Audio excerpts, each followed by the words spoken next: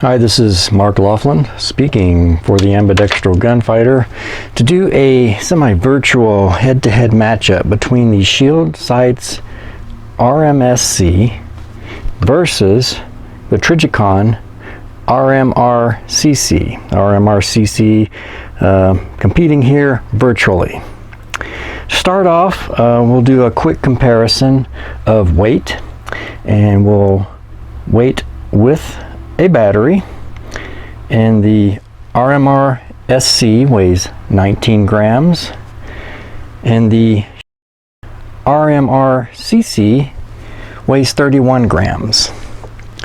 So the RMRcc weighs about 12 grams heavier than the Shield RMSc. Now that translates into maybe being the RMRcc being a little more durable, but possibly the RMSc by Shield being a little bit lighter has a bit less risk of generating a malfunction in the firearm cycling. A little bit less weight on the slide is typically going to translate into reduced risk of malfunctions. Now, when it comes to comparing size of the two, the RMRcc is a bit taller and a bit wider than the Shield RMSc. Moreover, the RMRcc requires an adapter plate to fit your typical SMSc, RMSc standard pistols like the Hellcat R7 and the P365 XL, whereas the RMSc by Shield Sights, along with the SMSc by Shield Sights, both mount directly on these pistols because Shield set pretty much the standard in mounting for micro red dots. So you can look at that the RMRcc's height above the slide is increased by almost 1/8 of an inch because of the adapter plate, making it nearly 2/10 of an inch higher overall than the RMSc. Once you put that adapter plate on there and you mount this on the slide, it's going to be about 2/10 of an inch taller than the Shield offering. In addition, the RMRcc's battery compartment is a bit taller, a bit thicker than the RMSc by Shield. And so that means that this is intruding into your sighting window. And whereas the Shield sight, you see here on this P365 XL, the Shield sight, your window is almost sitting right down on slide level. Whereas the RMRcc, your sighting window is up about another 2/10 of an inch off the slide.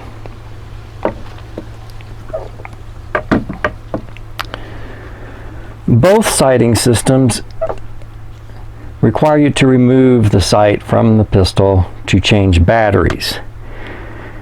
Now, not a big deal in my opinion, but the Shield's longer battery life means doing it less often.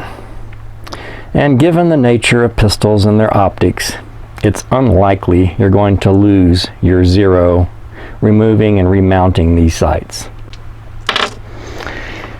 The RMRcc has little tick marks on the windage and elevation adjustment. Now they're not click adjustments, just 3-minute of angle tick marks. Whereas the RMSc and the SMSc have no markings on their windage and elevation adjustment at all, and instead you use the little included mini dial. It would be nice that if the RMSc and the Shield offerings in general had at least a little indicator showing whether it moved the group up or down or left and right. Given that the RMRcc does require the adapter plate, that's just a few more screws to get this thing mounted.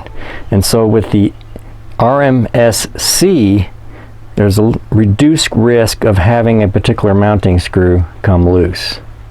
So perhaps some reliability benefit there. For the price of one RMRcc, including it along with its adapter plate, you could buy two RMScs and probably almost three of the SMSCs. The RMRcc's intrinsic durability means that you can use the optic harshly to rack the slide against solid objects, one-handed. That's possibly important for the soldier earning lots of hazard pay. For the CCW civilian, where the likelihood of ever displaying your firearm is like maybe 10%, and the likelihood that you'll ever have to fire it is maybe 5%, and then the likelihood of having to actually do a magazine change, I would say, is 0.1%. And then the likelihood of actually having to do that mag change one-handed using your optic as to rack the slide is probably like 0.001%.